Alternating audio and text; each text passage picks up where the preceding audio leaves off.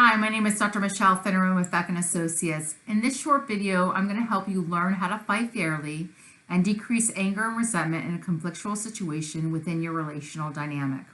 In relationships, the key is to find the real emotion beneath the anger. The real emotion that you both are feeling is not anger and resentment, but actually hurt. You are both hurt at each other for how you've been treated by the other person. It takes a conscious effort not to hurt your partner's feelings. Find what is beneath the anger in a calm manner in order for the other person to understand where it is that you're coming from.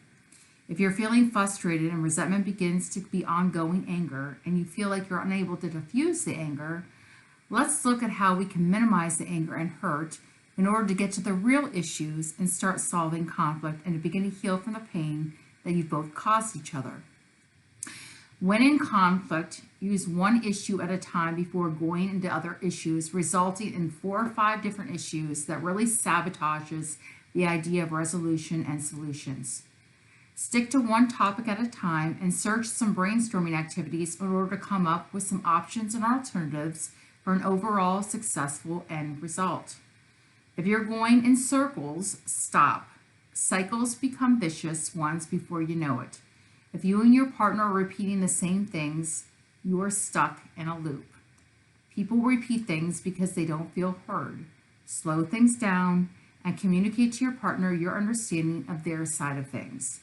Then hopefully it will then reciprocate and they will then too slow things down to hear yours.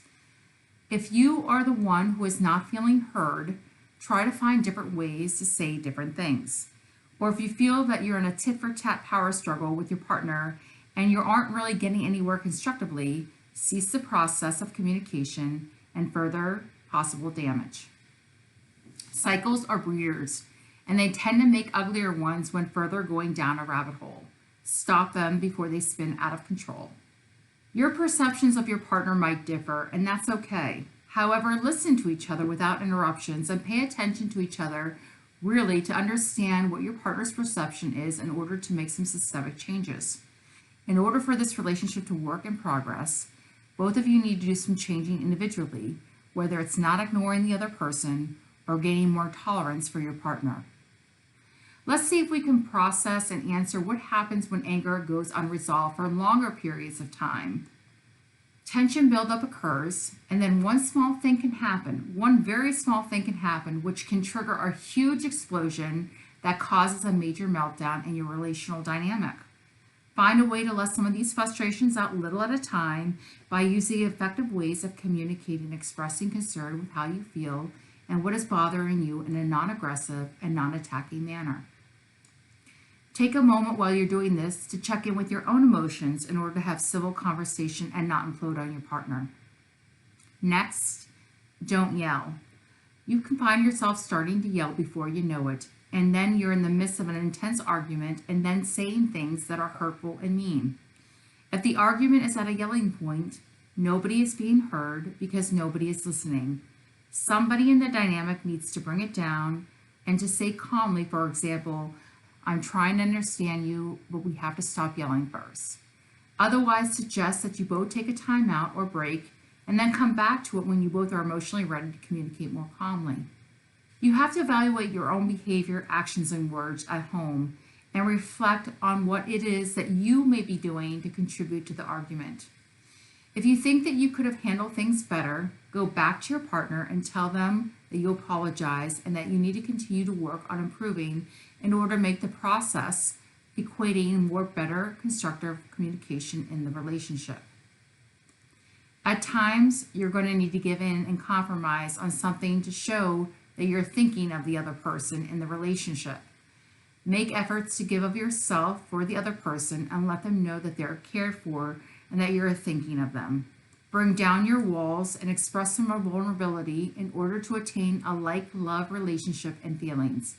When people are frustrated and angered, there's not a lot of expression of love-like feelings transpiring.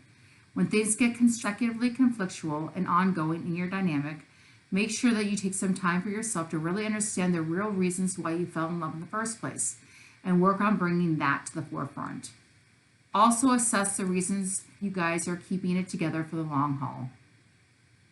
Make sure you take time out of your day to really show the other person that they are appreciated and loved by doing something specifically for them to make them feel special. In addition, you might want to assess what that is by understanding how your partner loves and likes to receive love from you.